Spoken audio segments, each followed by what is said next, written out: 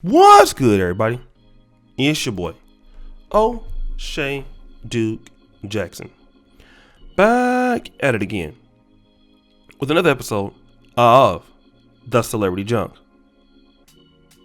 Guys, today we're talking about one Michael B. Jordan.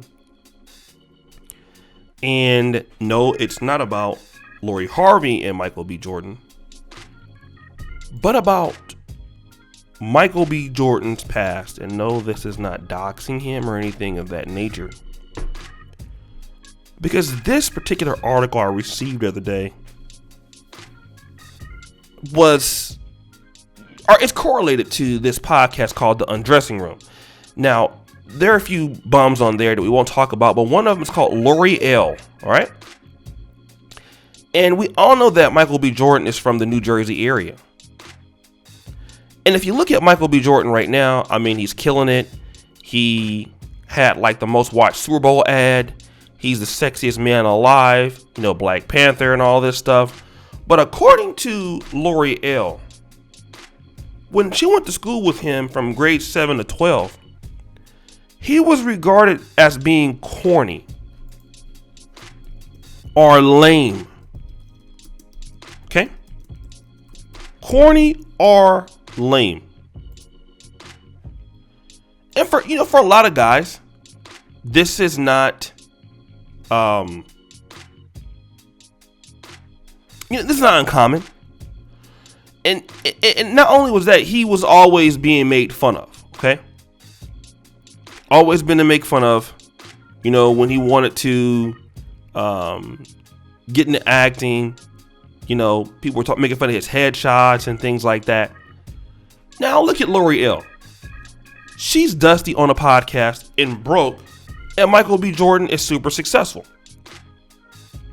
Now, I want to talk about how a lot of times, and this came from a black website, Madame Noir, right? So I'm assuming in Newark, it's a lot of people that are black at that school. When a black man is considered corny or lame, what this means, it doesn't mean that he's ugly. It just means that he doesn't have any sexual charisma, sexual appeal to the women in his cohort, meaning that black women don't find you attractive. Now, and I want to talk about this because me and Brother George Macon had a really good discussion about Russell Wilson, who we could also consider him to be lame, right? Boring, not the type of women that black women would like, or men that black women would like, because he doesn't have that swag, okay? But what happens is that young black men like Michael B. Jordan, when they try to date girls or date women in the black community and then they get rejected, two things typically happen that I've noticed from guys who are hardworking and talented. Number one, they continue to work on their craft. Remember Kobe Bryant? Anybody? Yeah, Kobe Bryant was also looked at as dorky, as a guy who was a nerd.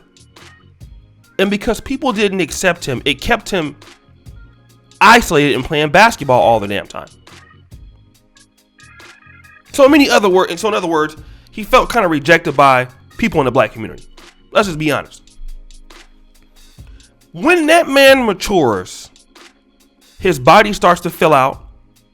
He starts to become a muscular man, tall, a man that has worked on his skills to create opportunities for himself. He's going to start dealing with a group of women that have always given him a chance. Now, I'm not saying that black women typically don't, but what's going to happen is he's going to deal with a group of women that always have given him a chance. And what those group of women are going to be are non-black women. White women at that. Okay? Now, once they start dealing with white women,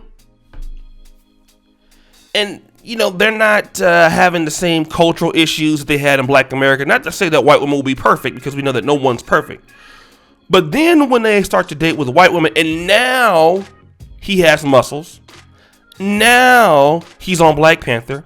Now he's Kobe Bryant winning, championships with the Lakers, or they're dating Hispanic women or Asian women. Then the next thing you want to know is, well, why don't he want to talk back to black women? Why isn't he giving black women a chance? And all you got to do is go back into those years of 7th to 12th grade, and it's fine. But see, here's the issue. When a black woman has those issues from, grades 7 to 12, and she don't want to date black men, it's totally okay.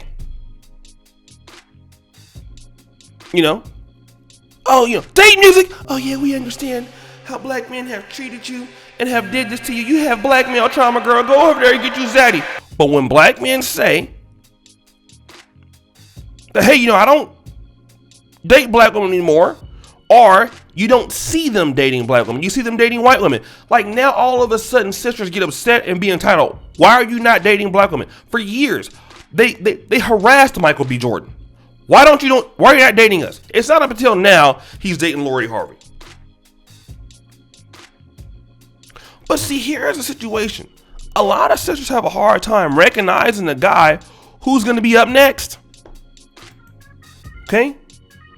The attributes of a lot of black men who are hardworking, and let's just be honest, to develop a skill, again, now we're talking about things that are boring.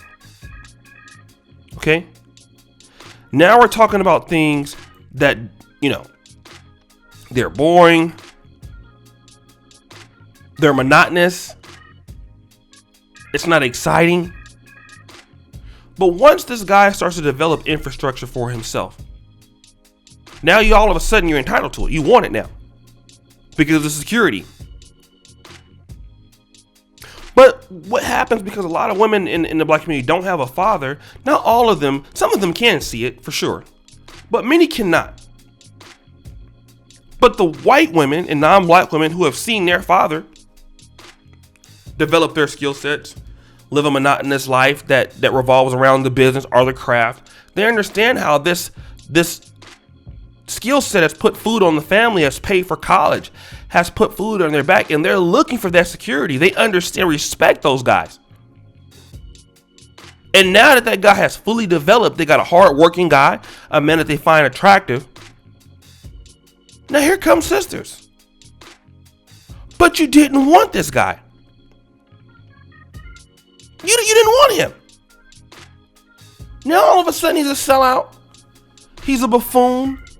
It's different. A woman who's a nerd in the black community. And I went to Howard University, so for some time. As long as a woman is good looking, if she's a nerd, if she got a fat butt and a good body and a pretty face, niggas is gonna be on her. Okay. A man that's a guy considered lame or corny, it's very difficult in black America to overcome that. But once you overcome that, you don't want to go back to dealing with the pains and in some situations you dealt with the black American. Then when they don't want to come back, now people are upset. But nobody asks black men like, why do you date interracial? Not that I do it because I don't, but I understand a lot of guys who do. Okay, and I just wanted to mention that because yes, a lot of guys do in fact go through these things. Well, guys, it's your boy O'Shea Duke Jackson, back at it again with another episode of The Celebrity Junk. I really appreciate you for all that you do. Subscribe, hit the bell, check out the first comment pinned to the top.